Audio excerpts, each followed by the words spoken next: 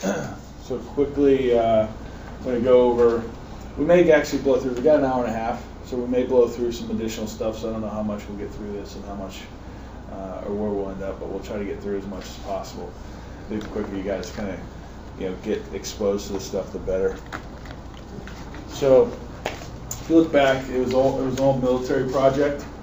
The internet was, kind of created to, in essence, be nodes of communication between different military and government installations. That's how it started. Over time, obviously, it kind of expanded to the university systems and then ultimately to the consumers. So I think probably, well, no one in this room probably was around pre-browser days. My first job was in 1993, and there was no such thing as a browser, right? So that's relatively short period of time to go from like no kind of mainstream internet to where we're at today, right? But basically, when the internet came out, it was nothing more than a bunch of kind of pages that people put up, and you had to know how to get to those pages because there weren't search engines at that point. There wasn't advertising at that point. It was, you had to know how to write HTML and write these requests for information to get to the different sites. Okay? So, right around that time, there was a project in the 93 timeframe which brought to the market what is known today as a browser. It's kind of the first browser. But it was the first browser that actually had like a user interface that allowed you to not have to know how to write code to get access to information on the web. Does anybody know who led that project? Al Gore. He invented the internet. Was it at the University of Illinois? Yes. Getting warm. I don't remember who it was though. Okay, so it was Mark Andreessen. Oh. Okay. Because he was there, right? Yeah. So Mark Andreessen was behind kind of the first Mosaic, which ultimately became Netscape browser. Okay, he was studying at the University of Illinois, Urbana-Champaign. Anybody recognize that school? Okay, great engineering school, right? Top 20. You use that for future reference. Okay, so Mark Andreessen was the guy that was really behind, or is known as kind of the godfather of the browser. So he then went on to found Netscape browser. Then he went on to found a company called Opsware, and then he went on to found a company called Andreessen Horowitz, which is a top-tier venture firm. So you should do a little research on Mark Andreessen. He's got a lot of hooks. Without him and without the browser, none of the stuff that we look at today would be feasible. Okay. So as we break down the world as we know it, different technology companies cater to different industries. I think if you look at these are by no means exhaustive. This is just giving you some ideas of different areas that software plays. So business to business, anybody want to take a guess at what that is? Give me an example of that maybe? Business to business software? So if they're creating software that you can sell to another business that helps the business perform, but it's not to consumers, it's just straight to another business. Salesforce. Salesforce. So it would be like IBM? IBM, yeah. All right.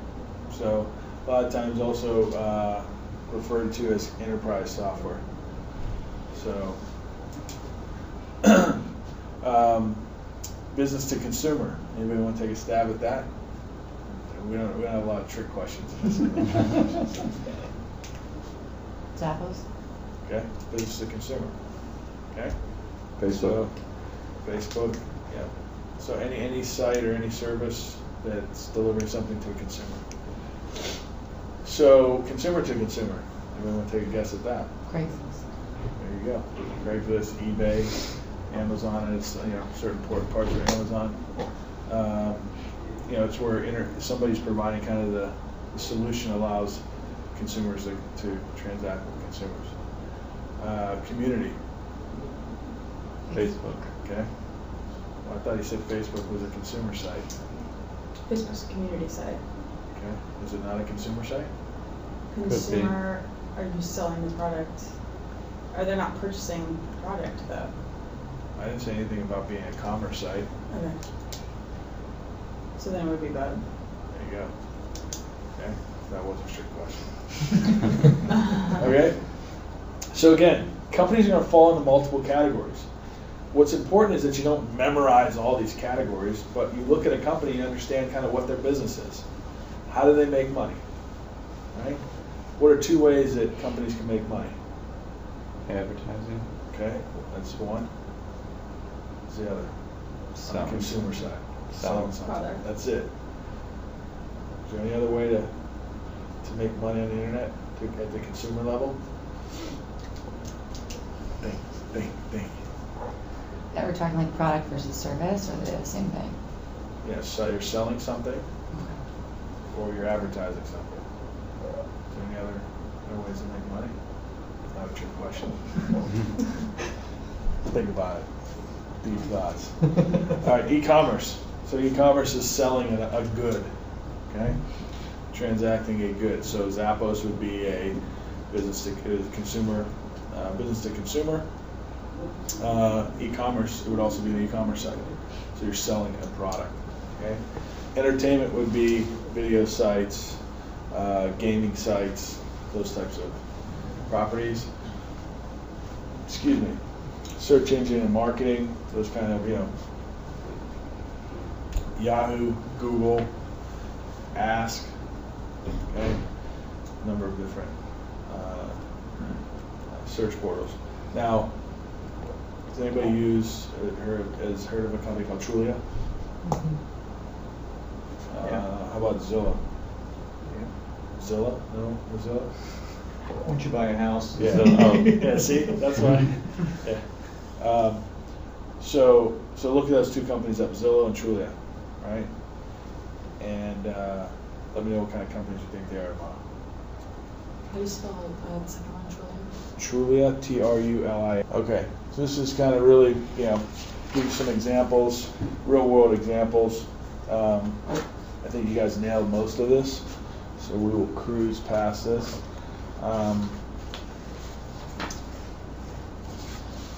You guys should note the companies on the bottom, and at least look at them, know what they do. Okay. Here's the main difference between business to consumer and business to business. In most cases, business to business, there's a negotiation and an integration.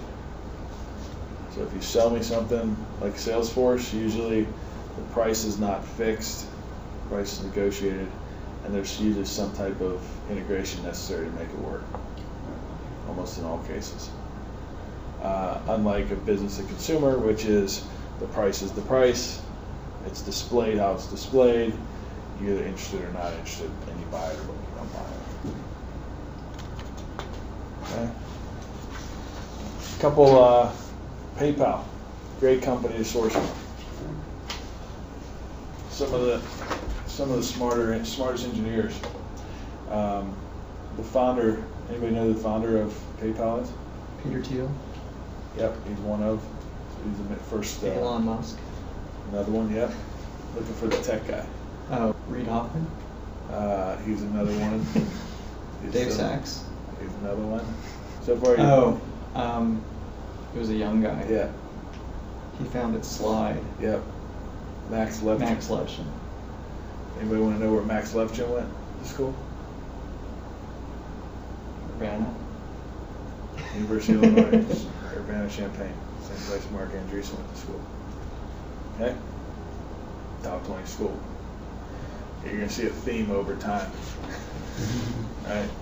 So everybody that Jim mentioned You know, if you do a search for the PayPal Mafia online, every one of those guys is part of that mafia.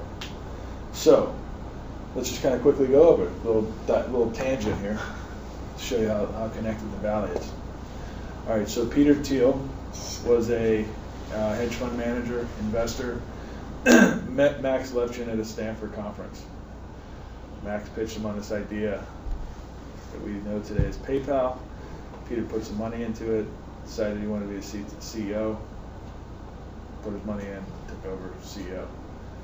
Hired a guy named Reid Hoffman. Anybody know who Reid Hoffman is? No? Reid Hoffman's the founder and CEO, or former CEO and now venture partner at Greylock, but he founded LinkedIn. Okay? He's now a partner at Greylock on the investment side. Probably one of the more prolific angel investors in the Valley. Probably second only to Ron Conway. Anybody ever heard of Ron Conway? Okay, cool. Okay. David Sachs, another guy, ran executive at PayPal. I don't know what he did after PayPal, but He became a movie producer. Okay, movie producer, and he got back into tech, and he's now the founder and CEO of Yammer. Who's the other guy you said? Elon Musk. Anybody know who Elon Musk is? Founder of a small company called Tesla Motors, the electric car company, and also like investor in intergalactic space travel. Okay. Also in Iron Man 2. Also in Iron Man 2. Okay. So what you see is, you know, great companies always spawn great entrepreneurs. It's great people, right? Partly because they give them the money and the flexibility and freedom to do it. The other is, you know, what makes a company great tends to make other companies great. Okay? Yeah, there's a little tangent there on how small Valley is. So, community. Anybody heard of Ning? Ning is a platform for developing kind of, you know, custom social networks. We want to build a network around, I don't know, gray V-neck sweaters, lovers, guys that like V-neck gray sweaters, like you. The cardigan. Cardigan. Yeah, you could create, and then only people that, you know, are interested in that subject matter can be a member, and you control it as the admin. It costs anywhere from $3 to $20 a month to maintain and operate and administer. It allows you to kind of create, you know, custom skins, photos, everything. We'll talk about Ning a little later. Anybody want to know who founded Ning? Mark Andreessen. Mark Andreessen. Okay. So, Facebook. Okay. I'm gonna talk a lot about talent today, which is a little bit off topic, but what I want to kind of drive home over the course of this training is how everybody is so interconnected in this valley, and why it's so important to do a great job, because everybody knows everybody. Who founded Facebook? Okay. Who was Facebook's first president? Sean Parker. Okay. Who's Sean Parker? Napster. Napster. What else? Justin Timberlake. Yeah. What else? Plaxo. Anybody heard of Plaxo? Okay. So look at these companies if you're not familiar with them. Okay. So the guy that was the founder of Napster goes on to fund a company called Plaxo, which was really the first social network that had poor execution, right? Funded by Sequoia Capital, okay? He moved into Facebook, funded by Excel, funded by Greylock, okay? He then goes on and gets pushed out of Facebook and goes to Founders Fund. Guess who runs Founders Fund? Peter Thiel. Everybody recognize Peter Thiel? Okay, so Peter Thiel was one of the early angel investors in Facebook. Okay, so Sean Parker now is a venture capitalist for Founders Fund, which is made up of Peter Thiel, and the mafia. Okay? So again, scary small. Okay? E-commerce, this is basic stuff. This is the entertainment section. Overture was acquired by Yahoo. Okay, search engines, right? So I said look up Trulia. I'll give you kind of, a hint to what the answer is. So you'll look at the site and it'll ask you if you want to buy a house, or you want to do a price comparison on a house, or you want to look for, a vacation home. So it's nothing more than a real estate aggregation site that allows you to search content. So how we define that is a vertical search. Taking real estate and saying we're just searching in real estate. Same goes for Zillow. Why is that important? You have to understand what your companies do at the core of their self to understand what kind of candidates would be good fits for certain types of companies. So if you look at a profile on a candidate and you see that a candidate has some kind of search background, and you know that Trulia most people would say Trulia is a real estate site. But yeah, sure, but how you have to look at it is it's a real estate search engine that says looking for those types of things. So what comes as a result of search? Machine learning, right? Big data, okay. Core search, right? Oh, they have to provide a cool front end and all the other stuff.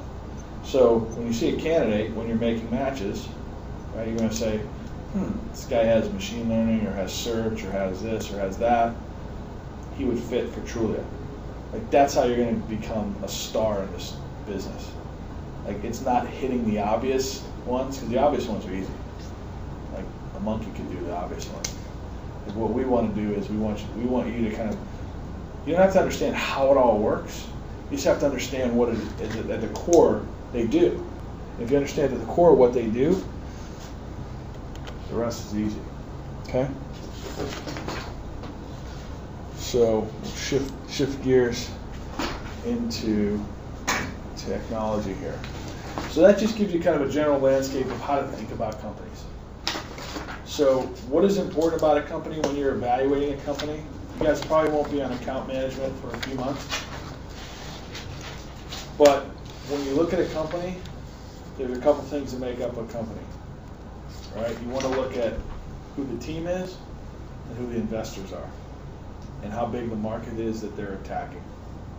Everything else is kind of secondary. That determines the quality of the company. It doesn't necessarily determine the quality of the client. That makes sense? Subtle difference. So quality of the company does not equal quality of the client.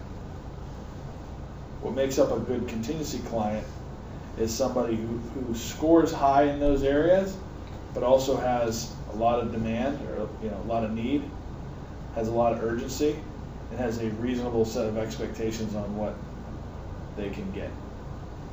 That's it. Okay? And value what you do. Hottest deal in the valley, if they don't value you as a recruiter and they have one rec, from a client perspective, they're low value. Doesn't mean you treat them any different. You just probably don't give them the focus, and you let them know that. Okay. So basically, again, all this stuff is pulled from Wikipedia and other sites online. So if you ever get stumped on the technologies, don't hesitate. Software, basically, it's nothing more than a collection of programs and procedures that allow you to do stuff. That's what it does. Don't get tied up into the details. If you're interested, you can talk to Anthony. There's a couple sites that will allow you to take computer programming classes. Sit in on lectures from Stanford and Berkeley and Harvard if you want. You don't need to get that deep to be successful here, right? But you do need to understand at a high level what software is. Okay? So we talked initially about kind of categories of companies, right? Now we're going to talk about categories of software, right? And again, companies will have sometimes 1, 2, 3 different things that kind of fall into their bucket. So one of the big ones today, you'll hear cloud, or you hear SaaS, or your software as a service, right? It's all kind of the same thing. And the real, I think we go into detail on the next chart. Yeah. So the real thing you need to understand is Yahoo SaaS? What about it? Is it SaaS? No, because you don't pay for it. Is that the only thing that defines whether or not SaaS is SaaS? I'd say part of it's SaaS. Yeah. So SaaS is probably the most confusing term that you'll come across. Because technically, if it's not hosted on your premise, if it's not hosted here, and I get it through the web, it's a service, it's software as a service. But realistically, that's not how companies are kind of segmented, right? So companies like Salesforce is clearly an application that you pay for that's delivered over the web, right, as a service. Same goes for WebEx, conferences, slideshows, etc. And LogMeIn is the same thing. So I never thought about it as kind of you don't pay for it, but that we may want to test that against some companies and see if they kind of fall in that bucket. But most of the stuff today is moving towards the cloud, right? So does everybody know what the cloud is? It's okay if you don't. Not if you understand. If you know what the cloud is. Not if you don't. Okay. All right. So if you guys don't understand stuff, because a lot of the stuff is just commonplace for me. If you don't understand what I'm saying, or I'm using a word that you're not familiar with, just ask. So if this was the old enterprise, right? So you would put your servers in here, your storage in here, your networking gear in here. This is like the worst house ever. We'll assume we're inside the house. So you have a rack of stuff. So you have your servers, you have your storage, you have your networking gear, you have your wireless stuff, whatever else. Okay. This would sit in my closet. Okay. When I say on premise, I mean it's in the facility. Okay. So, and then you would have all your users at the office pulling information from here. Okay? So that's kind of the old-fashioned way of doing things. Still do it a little bit, even today. But anybody want to guess what it costs to run a Outlook server? So to run Exchange? Couple $3,000 a year, right? You got to buy a box as your server, $4,000 or $5,000. You got your firewall, $1,000. You got your router, whatever, or your wireless, a couple $100. So you're probably looking at a business this size at Riviera, you're probably looking at 10 to 15K plus annual, whatever the maintenance is, right? Plus you gotta pay the guy to. Plus I gotta have a guy like Steven over here, paying him $13,000 a year to make sure it all runs, right? So as connections between businesses and the internet became more prevalent at high speed, it allowed you to do a lot of things, right? So somebody came up with this thing that supposed to look like a cloud, which is nothing more than a graphical representation of the internet. Okay. So now we sit over here. We've got a little terminal, and we say, now all I need is a cable modem and a little box in my office, right?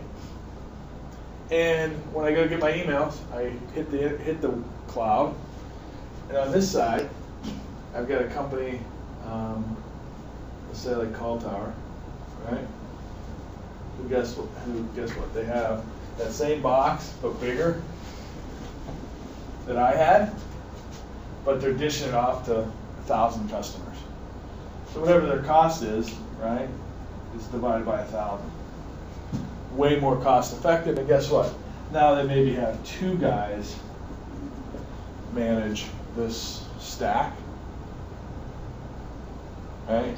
But they're distributing the cost over, 1,000 customers. A lot more cost effective to do it this way, right? Definitely. So as you hear more and more people mention, we're going to the cloud, we're doing this. Probably one of the biggest examples of cloud is Amazon, right? Right? So Amazon has massive amounts of computing power, storage capabilities, distribution capabilities. So what they started to do a couple years ago was they just started to say, we've got best in breed technology for our own core business. We're going to take portions of that and actually replicate it and sell it off, right, as services to companies, small startups. So now a small startup comes in here, again, all he needs is internet access, and he goes and he hits the internet and he goes to this Amazon solution here and says, swipe my credit card, I want to bring up 20 servers. There's 20 servers. But you don't buy 20 servers, you just buy the capabilities of 20 servers, right? If you only need the capability of 2, you only pay for the capability of 2. And you don't have to spend money, by the way, they've got this little guy over here to make sure all this stuff works. Okay? But they've got just tons and tons and tons of infrastructure that they're allowing you to get access to through the web. So that's what cloud is, right? Salesforce works the same way, right? So Salesforce is over here. I have my browser up. I pull all my data, resides in their databases, right? Everything that I do is changed and managed on their end. Do I have to worry about backups? They worry about backups. They worry about databases licensing? They worry about it. All I do is I pay to get a window to their infrastructure. Dig? So software as a service is nothing more than this. You can put Salesforce.com here, you can put WebEx here, you can put LogMe in there. It's all stuff over the web. Okay, we touched a lot of this.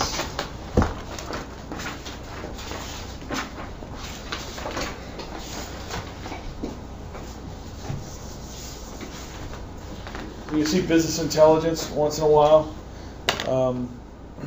I think it's probably, people are always looking for this because data without some kind of context is meaningless. So to take a whole bunch of data and actually make it say something or see what it says, you have to have business analytics or business intelligence. So you have to put solutions on top of your data to pull this information out. So there's a couple of solutions that you can buy, right? I think 2 of those are SaaS. One of them is on-premise. Okay, but it's just to provide statistics, modeling, forecasting, all that stuff. It's graphs, charts, all that good stuff. Content management. Yeah. Anybody want to guess what that does? Not a trick question. Manages content. Manages content. Okay. So big companies like, let's say,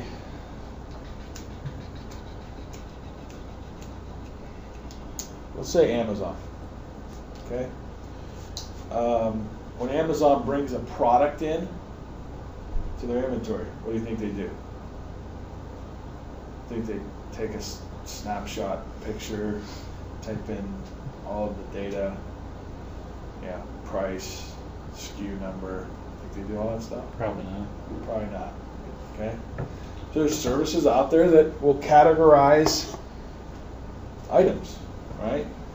But when Amazon brings product in, they got to have a catalog because they run different things. They've got to have, they've got to have a picture associated with a product, associated with a SKU, associated with a price, associated with a vendor, associated with a description, associated with a color, associated with a client size, associated with a availability.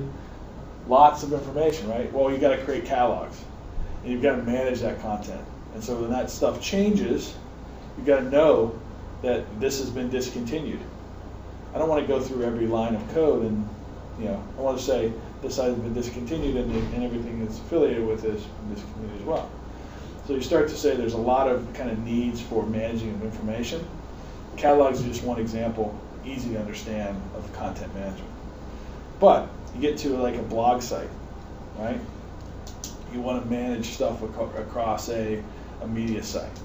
Like, you need to be able to say that this one piece of content that's on Yahoo is also distributed through syndication to 50 other sites, right? But your content management system has to say, okay, here's the content, here's the access that we're giving, here's where we send the data, here's where we don't send the data, right? There's only one article about, maybe more, but for discussion purposes, there's one article that's written, and then that thing is managed. It's a piece of content at that point, and that thing's managed. So you need to have a content management system that understand how to use this system or the content that you create. Okay. Again, a lot of this stuff you go, I don't quite understand where it all comes together. The point is just really kind of making you guys aware of the differences in different technologies and different companies and how this stuff all kind of fits together. You probably will, Box.net's probably the only company on this list that you'll bump into. But, there's Dropbox, ServerSync, right? There's 5-6 other storage companies and content management companies, okay? Databases. Databases are a very mature business, right? You're going to probably see onesie, twosies on the fringe of new companies that are creating new architectures and data scheme, right? But databases are nothing more than don't confuse them with storage, okay? A database is a map of how things relate to other things, okay? Simple as that. So most people say, well, okay, if I put stuff on my hard drive, is it in a database? Is it on my hard drive? Well, it's in both, right? The hard drive is nothing more than a medium in which you store stuff on, right? The database is the structure in which you store the data, and it relates to other data. So you're going to see there's probably 3 or 4 more that you'll see, but these are the primary 3. So MySQL, okay, Oracle, and MS SQL. MySQL and MS SQL are different. Okay, MS SQL is Microsoft's version of SQL. MySQL is an open source version of SQL. Okay. Everybody heard the word LAMP stack? Heard that before? No. Okay. So you hear that commonly used when you talk to a technology company, like what's your stack? What's your technology stack? Like, what do you use? Yeah. This is the predominant stack that people use today. They predominantly use MySQL or Microsoft SQL. So who makes MS SQL? Microsoft. Okay. Open source or proprietary? Proprietary. MySQL, open source or proprietary? Open source. Open source. Oracle, open source or proprietary? Proprietary. Okay. Got it. Everybody know what open source is? Free. Okay. Anybody can edit the program? Okay. Both are right. His is probably a little bit more right.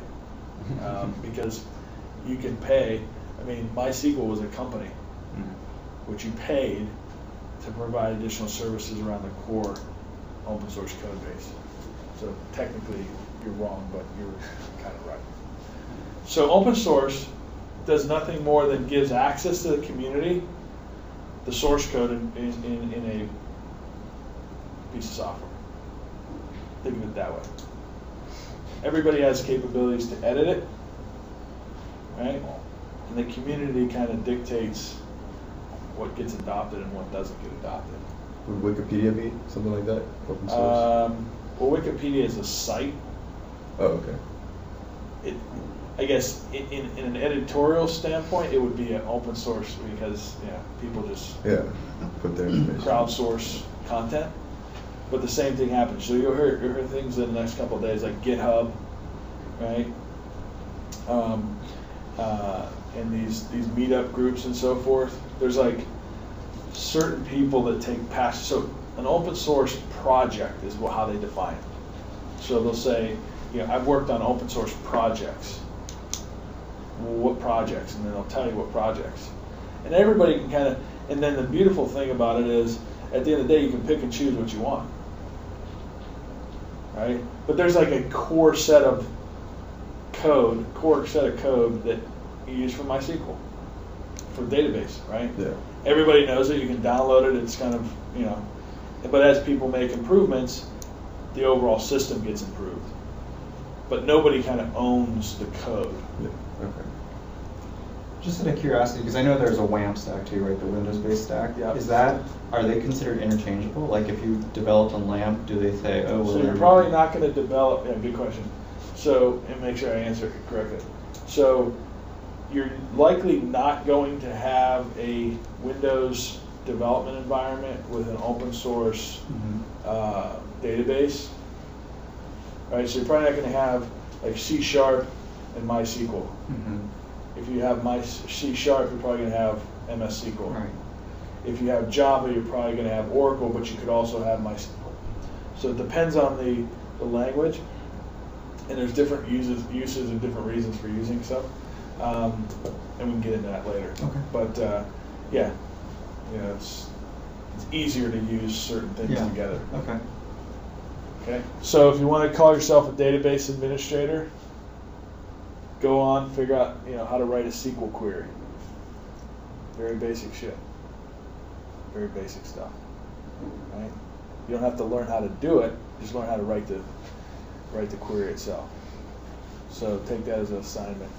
You want to call yourself a database. So when somebody says, "Oh yeah, we're going to do SQL queries," you're like, "Oh, I did SQL queries before." Okay. ERP, enterprise resource planning. Okay, so this manages everything from inventory to projects to when stuff coming in from the supply chain to who do I bill for the stuff to how many employees I have on payroll. So like ADP. ADP covers some of this, yep. But you also see Oracle, not up here. Oracle has ERP solutions. SAP has ERP solutions. NetSuite's a smaller, SaaS player in ERP. Plumtree was a portal. I think those guys. I think that was actually should not be on there. So next to Plumtree. So what happens when a factory has to manufacture 45 million cell phones for Apple? Did they manage that stuff on spreadsheets? Probably not. Okay? So let's just kind of break that problem down for a second, right? So 45 million units, end units. How many pieces you think? How many parts do you think are in a phone? 150. So let's say 100 for math, ease of math. Okay, so what does that mean? 4 billion pieces, right? Okay, so let's just say each piece takes 2 to 5 actions throughout its life cycle. It's probably more than that. Okay, so you're looking at like ridiculous number of things that you need to track. Oh, by the way, your cell phone breaks. They look at a serial number. They know what lot it came off of, which they know where those parts came from. They know what the temperature was when that was manufactured. They know, who the little Korean lady was who was buffing the outside of the screen. Shit you not. That's the level of detail they track. So you're not going to do that on spreadsheets. You're not gonna do that on like a simple application. You got a big ass implementation, which these guys come in and, you know, consultants, guys like Jim come in, charging millions of dollars to kind of customize these big ERP solutions. We say, okay, we can track everything coming in. We have forecasts. Okay, if this forecast is changed, what does that happen? What does that do to the rest of the pipeline and the supply chain? Everybody know what the supply chain is? Yes?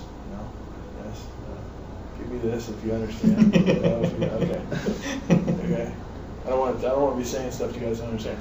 So, oh, by the way, you've got a company that, you know, has purchased product in Europe, and that same company has a different subsidiary in the U.S., right? But as a group, they only have $10 million credit limit. Well, what if they put $10 million orders in at the same time, and there wasn't some communication between the two systems? That's a bad thing, right? Because now we've just overextended ourselves by $10 million, right? Small numbers in the scheme of things, but still significant. So anyways, this just helps you kind of manage everything that happens in a large enterprise. We don't have an ERP system. We have components of ERP system, but we don't have kind of an integrated ERP system.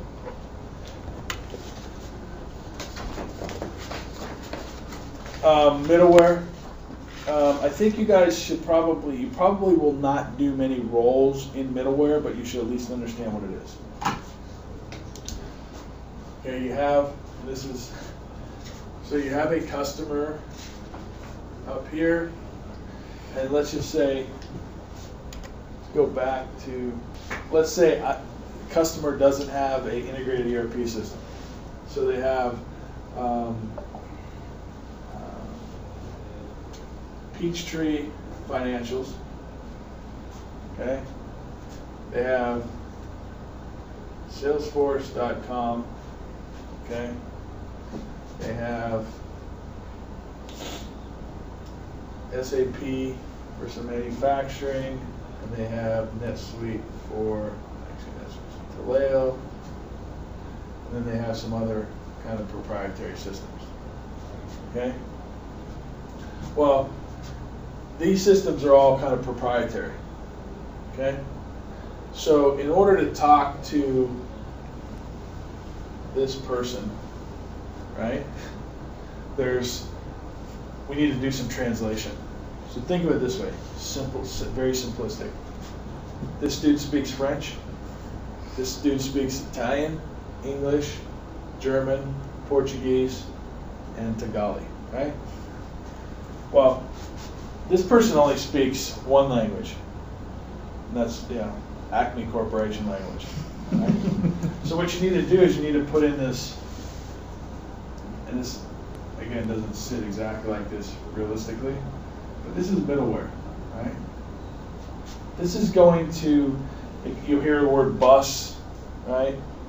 B-U-S. A lot of times what will happen is, you know, these systems will jump on here, and this will do all the translation before it kind of kicks it out.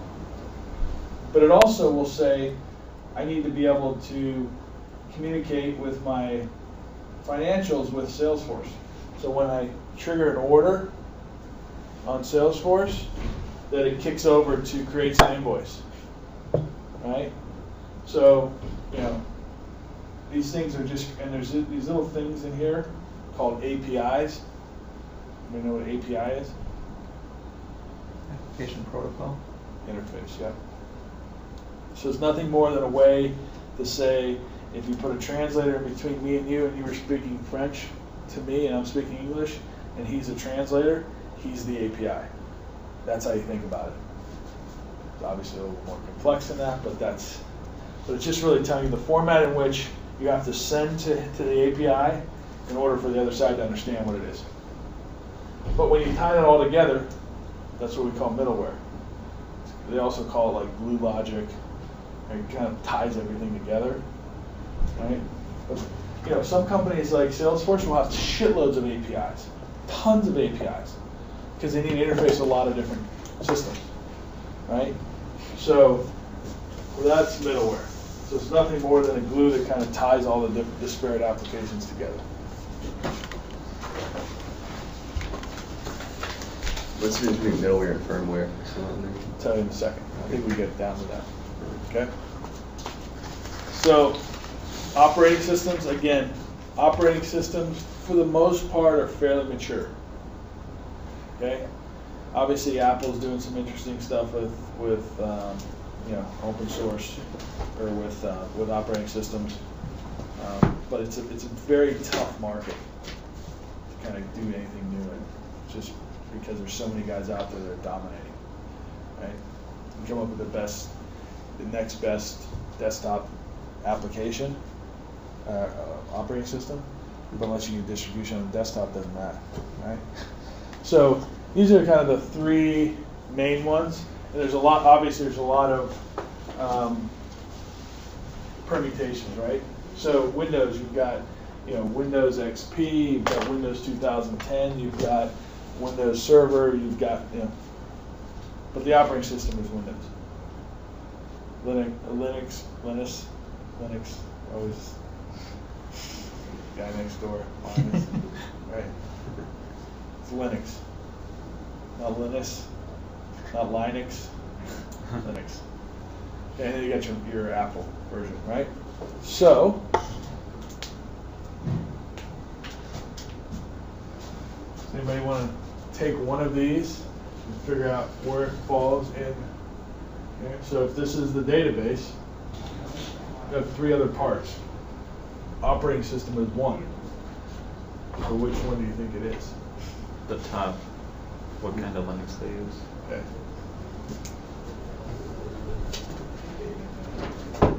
Okay, two parts of our puzzle. All right. Do people think of Android as Linux? Like, do they say that that's... Android is actually based on Java. Oh, it is? Okay. Yeah. Thus so Sun Microsystems was the creator of Java. Mm-hmm. Okay. They were acquired by Oracle. Java was the basis for the Android application operating system, which is why you see Oracle trying to sue Google now for like $8 bazillion. Okay, trying to license it. All right, security software. You guys probably all had the pop-ups on your machine. Yeah. I got a Mac. Yeah. That's what's running in the background, right? Yeah. Symantec, McAfee, Cisco. Cisco's probably a little bit on the fringe of kind of falling into kind of the security realm, but they've got. So this is just protecting whatever you're worried about protecting. Storage. Big players in storage. So this is actually the guys that are doing two things. So storage is actually the physical hardware in which you store stuff on, as well as the software in which you manage the storage of the stuff. Shoot. With the cloud, are we no longer going to need the physical storage space? Who's we? People in general. Who are people in general? Define that more specifically. Humans using computers to store information. What kind of humans?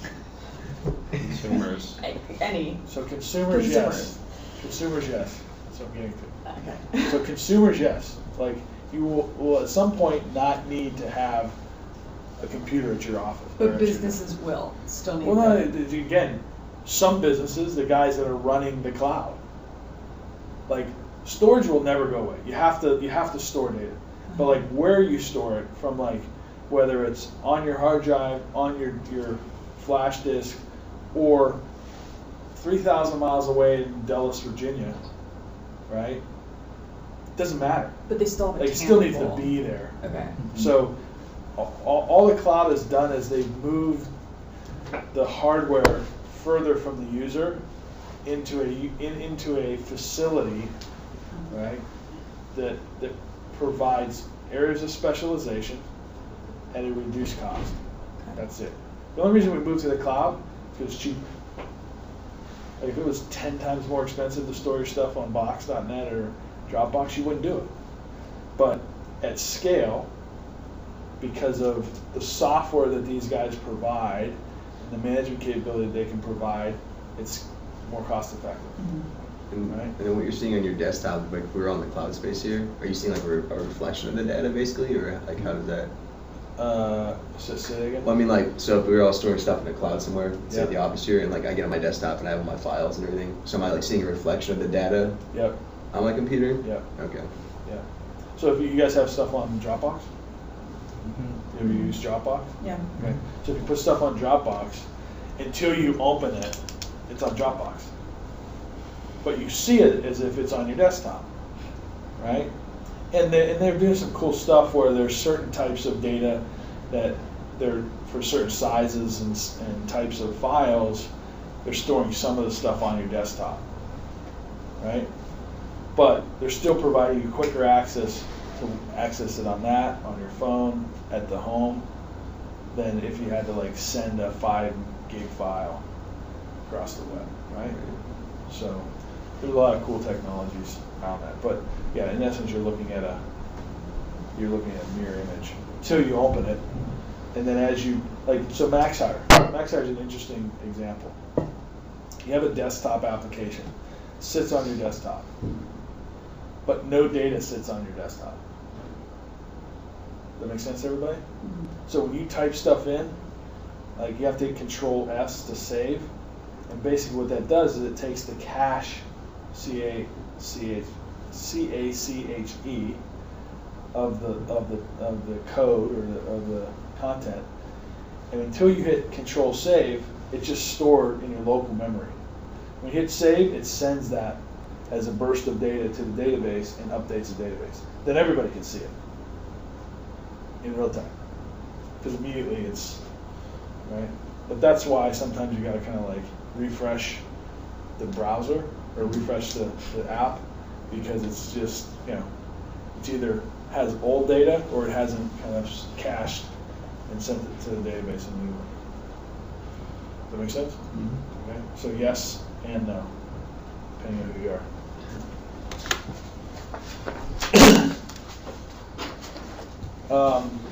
Handspring. Yeah. That's what happens when you give it to the interns, just wireless companies. So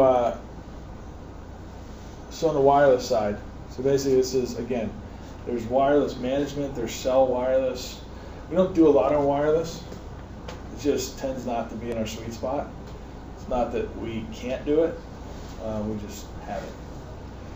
So, but there's a couple different areas, right? You can look at the guys that are doing cell phones, guys that are doing wireless networking, mobile, all this stuff kind of comes into play. You'll see probably from a wireless perspective, it probably should be called mobile these days. Pass over that, you guys can check that out.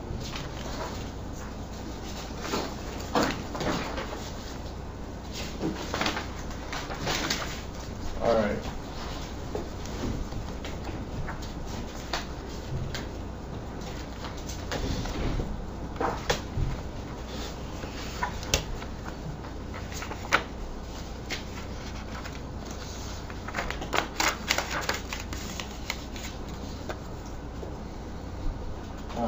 So, again, a couple different architectures you're going to run into. Primarily, you're going to run into a multi-tier architecture on all your companies.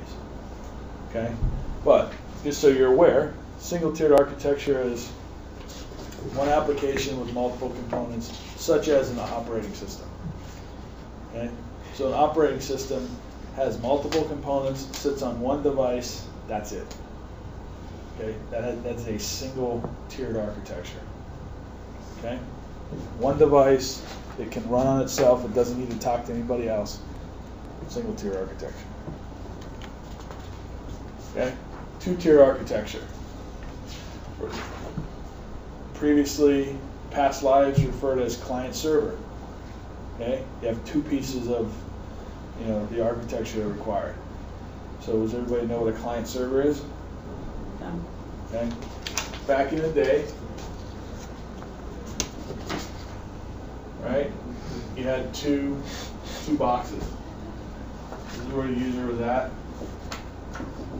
Typed all their stuff in, but everything was pretty much stored on some box in the closet, right? Some server in the closet. So, client, server. How many times have you heard somebody say, "I just go grab it off the server"? Go grab it off the wiki, right? That's the client-server relationship. Okay? No tricks here. All basic stuff. So MaxHire is a perfect example of a client server. Right? They have a client, all your data's on a server. So it only works, right, with two components. They're managing the data and you're managing the client. Simple as that. But most web applications are a 3-tier architecture. Okay? And I think the next slide is actually right. Okay. So if we look at how this breaks up, so database, this is where we store it, how we store it, and how we structure the storage. Okay? This is what we do with it, and this is how we present it. Okay? So just think about it in very basic terms. We've got data, we manipulate data, and we show data. That's it. It's no trickier than that. Okay? So when we talk about back-end developers, what are we talking? Data. Okay? Definitely data, and most likely here. When we talk front-end, you're definitely here, maybe here. So this is kind of like, I would almost say, if these are lines, I'd probably be above the line coming from the data side, and above the line. So not quite as deep on the apps or on the front end. But if somebody says, I need a full stack developer, you need somebody that has touched all these different areas. I need a back-end developer. I need somebody that's touched all of this stuff. Because this is like where the complex shit is at, right? But in order to kind of do complex stuff, you need to understand the data, extremely well. And then if you're a developer, you're working in that, are there different languages using for each of those, or how is that? Yeah. Okay. Yeah, so there's different languages for each tier. We'll get into that. Okay? But the key is, like, you've got your data getting served to your application, getting served to your browser. That's how it goes. Okay? All right, so what does one of these things really look like? All right. So Kevin's the new area sales manager for Riviera Partners. And I come in screaming at him and I said, I need to get the sales data for last quarter. What does he do? Comes in his system, logs into his machine, logs into his forecasting app, types in, give me all the sales total for last quarter. Hits enter. What does the data do? To the application tier, where it kind of translates. Don't make it harder than it has to be. It just goes to logic layer tier. Okay. And it goes to the logic tier to figure out what was his request. Okay? And what do I do with that request? He said he needs this kind of data in this type of format. What does that mean? Where's that? So you're basically allowing from just raw data coming in here and providing logical decisions and evaluations of what his request was. Got it? So just take, and obviously it's not that simple, but for how much you guys need to know, it's that simple. So it comes down from his general graphical interface, puts stuff in different fields, hits enter, comes down. At this logic tier level, it's figuring out what to do with the data. Where does that data exist? Where do I go get it? Then it creates a query, okay, based on what it's determined he's looking for. It creates a query and then it goes into the database and pulls that information out. Right? It says, give me this information, this information, this information, this information. Got it. So it puts all that information on its back, right? And it climbs up the stairs from the database ladder and says, okay, here, now I need to kind of get that raw data that I pulled from here and kind of, again, understand based on the type of report he was running, he was inputting information, I get that information, I carry it up here, now I've got to figure out how to put it together to make it look like he wants it to look. Okay, so again, you get back into the calculations, formatting, logic side of the house, and you kind of reformat it, and then you show them the report.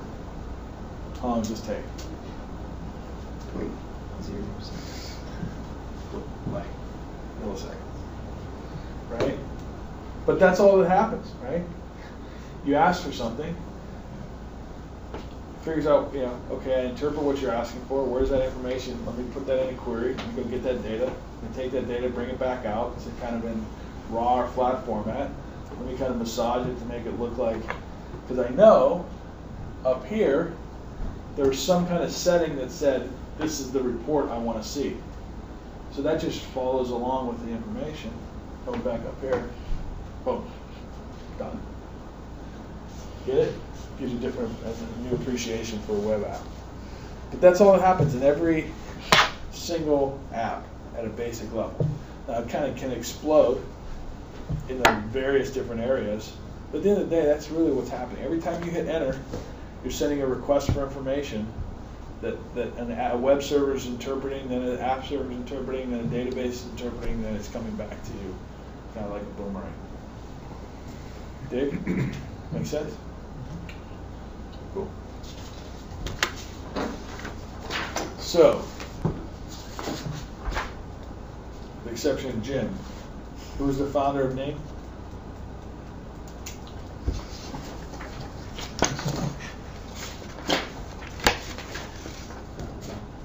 Mark Andreessen. Perfect. All right. Second nature. Got to know the market. All right. So we put the VP of engineering into Ning.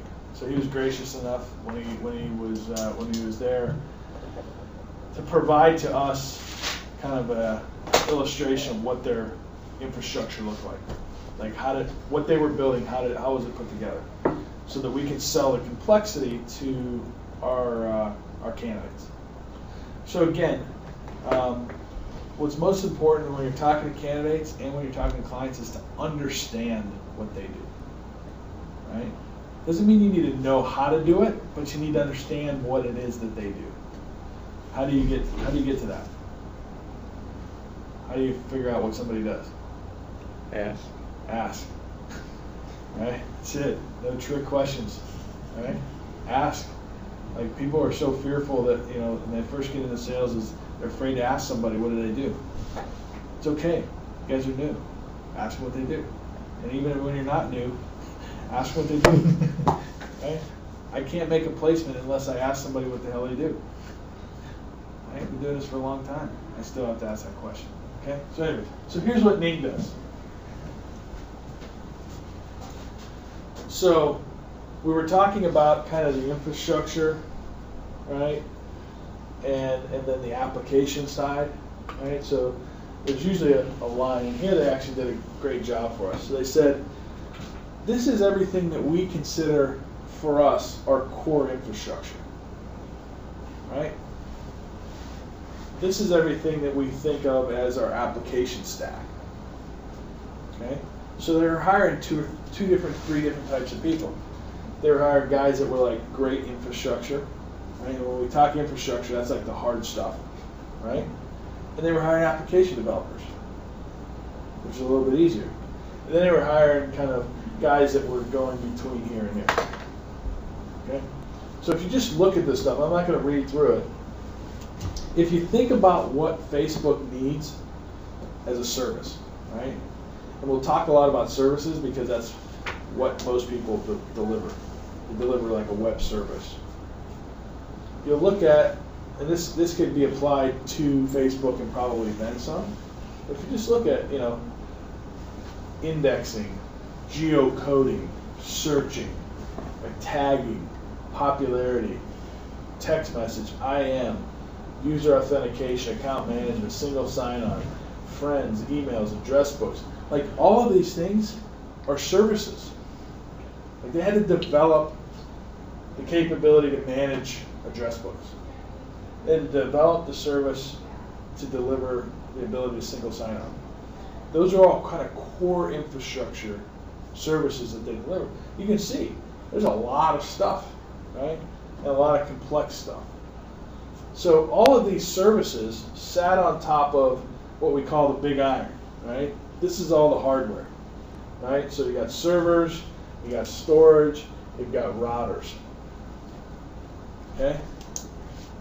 Where's the database? Storage. I don't know if that's And server.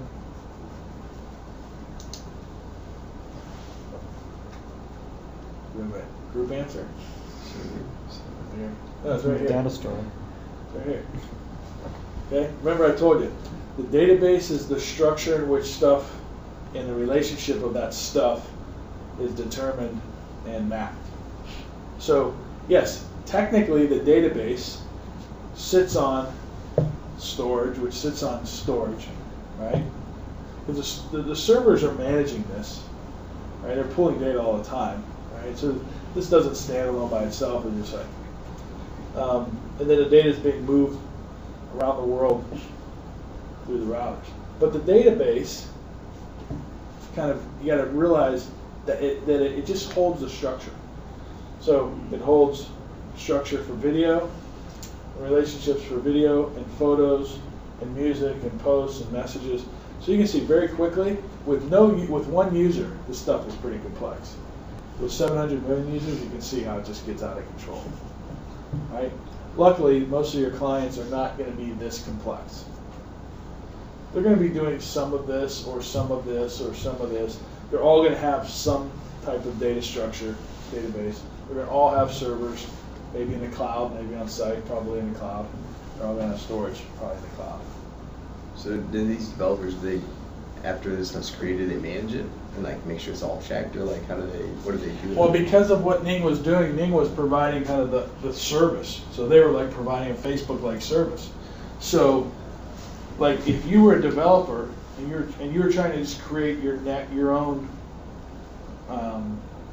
social network, you would have to be proficient in all of this. Plus, you would manage this. Plus, you have to buy this or rent this. It's just not cost effective, you see. But when you build this at scale, you'll hear the word scale a lot. Everybody uses that word. We're scaling. Scaling means growth along the multiple vectors, right? What's it mean? Sorry. Growth along multiple vectors. So it could be scaling across revenue, customers, website views. You gotta understand what they mean when they say scale. So, but they're building this to support millions of users. Dig?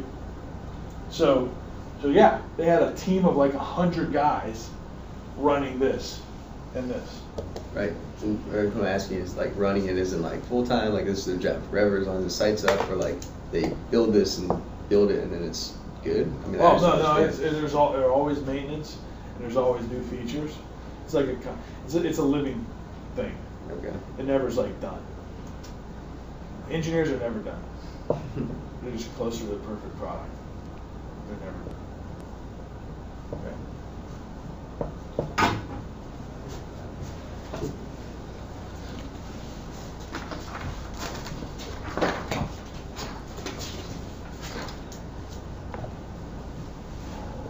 All right.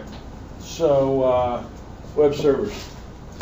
So this is nothing more than providing the information that you put into a web request to the application and data stack, and then putting it back into you in front of you as the right in the right format. Okay, so it's doing all of the, and it's not simple, but it's basically doing all the translation of what does it mean coming from the browser and then coming back from the data side. Okay, so it just sits. You know, we'll always hear like web server, you'll hear app server, you'll hear database. Okay, so web server is nothing more than managing kind of the back and forth between the browser. Simple as that. Right? Anybody want to guess what an app server is?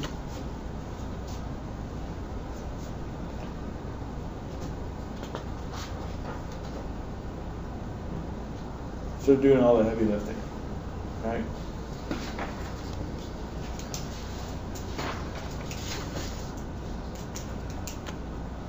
And database, covered that. So what was an example of an application server? Apache. All right, see, it's coming together. Almost there. Anybody want to take a wild guess what P stands for? Proprietary. Good guess, though. It's PHP. Yeah. We haven't got any languages, but that's what it stands for. Or Perl. So is LAMP an acronym for that specific stack? Yeah. Thing? So there's no variation. It's just like. Well, you could have a stack where you are running Java. Okay. Just don't spell LAMP. So you know, most people say run a modified LAMP stack. Like LAMP stack is a known acronym. Like people will understand what LAMP, when you say, are you running a LAMP stack? They're gonna say, well, we're running LAMP stack or modified LAMP stack. We're running Java. So if you're talking to a developer, that's like a good open-end question. Is there, what kind of stack do you guys run over there? Asking a client, yes. Okay. Candidate, you should be able to tell from his resume. Okay. Right? But you may only see this and this, or you may only see this and this. But this should tell you enough about that this guy's a server-side guy or not. Like this is server-side, back end. Make sure I don't mix my wording up. So this is back end stuff. Okay? It's a whole nother kind of category of languages and stuff for the front end.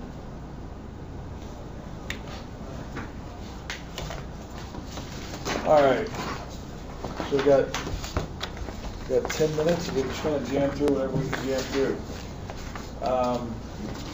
So executive level, CEO, head dog, head man in charge. Okay. In most organizations, you'll hear people say VP or C level. Okay. Kind of interchangeable. C level tends to indicate slightly higher level in the organization, but they're both kind of at that reporting to CEO level. We're only going to talk about this. That's all we care about. But we want you to know that these are the other functions. COO, like that's the guy who keeps the trains running on time. Make sure that people make payroll, make sure lights are on, rents are reasonable, he makes shit happen, right? Usually doesn't get out external, most cases. Some cases he does. And a lot of startups, when they bring a COO in, like if they've got a 24-year-old CEO, they'll bring in like an experienced COO who will actually be running the show. But because this guy is like the face of the company, they just let him keep the CEO title. CIO, you're probably not going to see that in most of your companies. VP of Finance, that's who you're going to call when your invoices are late. Okay. VP of Marketing, you're probably not going to talk to unless you see him at a marketing event, like a social mixer. VP of Sales, you'll probably never talk to. What about CTO, like Chief Technology Officer? We'll talk about that in a second. Sorry. Okay, so we go through here. So CTO, VP of Engineering are the same, but different, okay? Depending on the company and depending on how they're defining the role, right? There's two types of roles that the head of technology or head of technology could take on. The CTO is the Chief Technology Officer, could own engineering, which would break into, if you just look at engineering, right? You basically have, or if you break it to technology, if you have tech, you basically have two categories of tech. You have strategic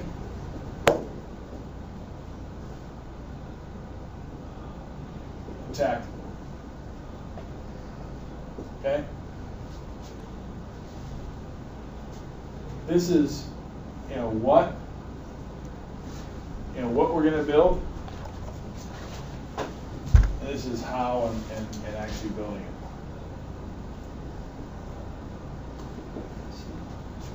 Get it? So you go into a company and they go, oh yeah, well, I want to introduce you to our hiring manager. This is our CTO. What's a good question to ask him?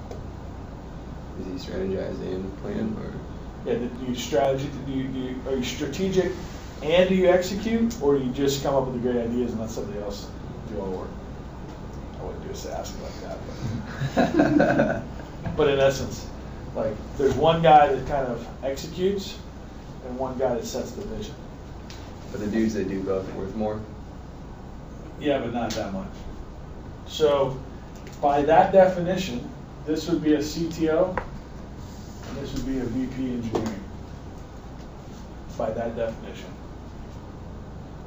An organization could have both. It's a coin flip.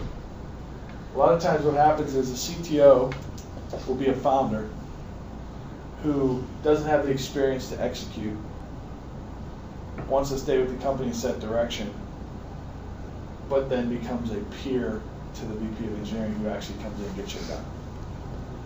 All right, so maybe a 27, 28-year-old guy, super bright, brilliant, technologist, couldn't manage himself out of a paper bag. Company's going from 15 to 40. They bring in a VP of engineering. This guy's a CTO. They both report to the CEO. In some cases, they're combined. We want the guy to do both. That's rare, but it happens. In other cases, we say, we have kind of a step down from this would be like a chief architect. Okay? So maybe he's not setting the overall, but once the head of products or the CEO kind of comes up with a vision, this guy figures out how it fits together technically.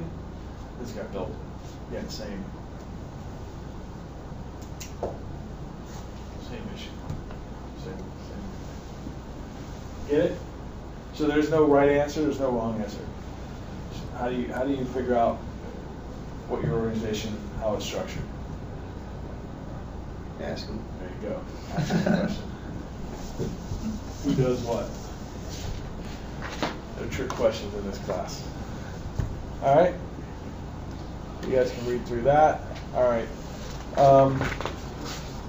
We're going to jump into the engineering section. All right. So here's what you need to worry about.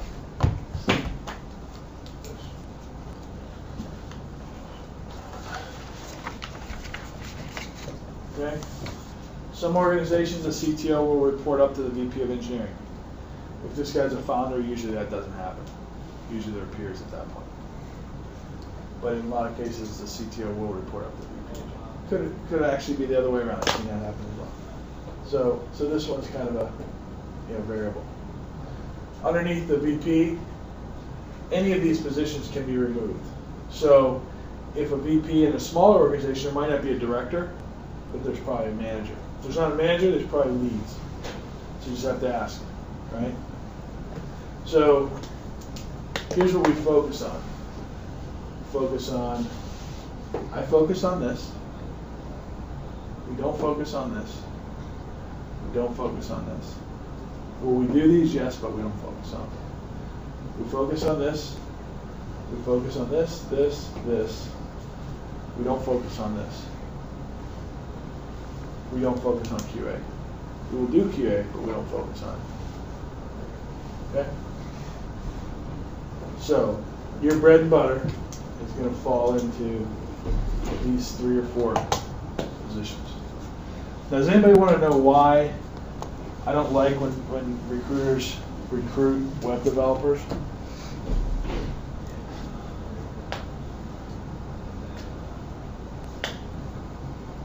Anyone want to take a guess? Is they're on the presentation side of it? No? Yeah, well, why do I care? They paid less? Pay less. Okay? Okay. Real simple. This job is real simple, man. It's a game of numbers. It's like how many deals you get, how much these guys make, and what's your rate. That's it. Like that's how you figure out, ROI. So, if I tell you that this guy makes 140, this guy makes 120, this guy makes 100, this guy makes 85. Okay? I'm no math major, but what's 85 over 140? 1.7. Okay, 30% more. This guy makes 30% more than this guy. How much more time do you spend with this guy than you spend with this time?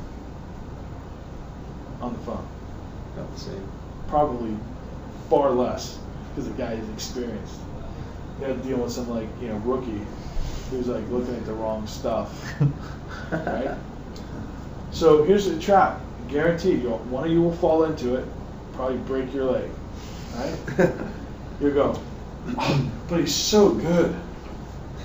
I know I could get 3 jobs for him. I know he didn't go to a good school, but he's so nice. Laugh. One of you will do it. Okay? You'll try to sell me on how good this guy is and how it's really not taking that much more of your time over trying to find this guy. So if you like making, having to make 4 or 5 placements, of this guy for 1 or 2 of this, then be my guest at double gig. Mm-hmm.